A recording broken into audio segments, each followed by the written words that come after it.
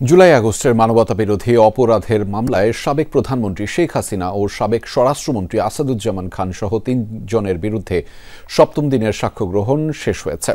সাক্ষ্য দেন শহীদ আবু সাঈদের ময়নাতদন্ত করা ডাক্তার রাজিবুল ইসলাম। বলেন, ময়নাতদন্ত রিপোর্ট পরিবর্তনের জন্য নানামুখী চাপ আর মামলার হুমকি দেয়া হয় তাকে। 4 দফায় রিপোর্ট পরিবর্তন করতে বাধ্য করে প্রশাসন।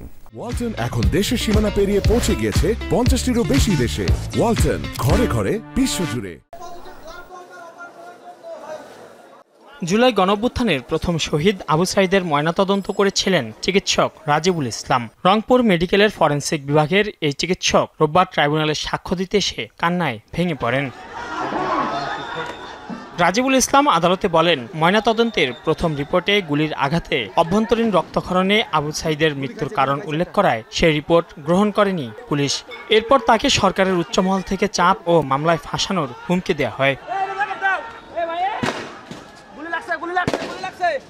আবু সাঈদের ময়নাতদন্তের রিপোর্ট নিয়ে সালমান এফ রহমান ও সাবেক পুলিশ মহাপরিদর্শক চৌধুরী আবদুল্লাল মামুনের কথোপকথনও তুলে ধরা হয় ট্রাইব্যুনালে। উনি যখন পুলিশ প্রশাসন এবং সাচিবের চাহিদা মতো রিপোর্ট দিতে চাচ্ছিলেন না, তখন তাকে ভাইস প্রিন্সিপাল মাহফুজ সাহেবের রুমে ডেকে নিয়ে যাওয়া হয়।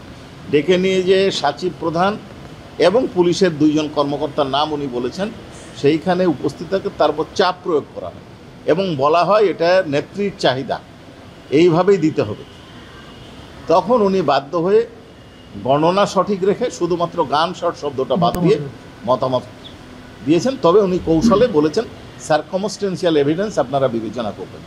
এদিন মেহেরপুরে শিবির নেতাকে গুম করে হত্যার অভিযোগে সাবেক জনপ্রশাসন মন্ত্রী ফরহাদ হোসেনকে কারাগারে পাঠানোর নির্দেশ দেন আন্তর্জাতিক অপরাধ ট্রাইব্যুনাল। আর শাপলা চত্বর হত্যাযজ্ঞের মামলায় সাবেক আইজিপি শহীদুল হক সহ গ্রেপ্তার 4 জনকে একদিন করে জিজ্ঞাসাবাদের অনুমতি দেয়া হয়। 13 সালে একজন রাজনৈতিক নেতাকে অপহরণ করে হত্যার অভিযোগে যে মামলা হয়েছে, সেই মামলায় তদন্তে ওনার নাম এসেছে।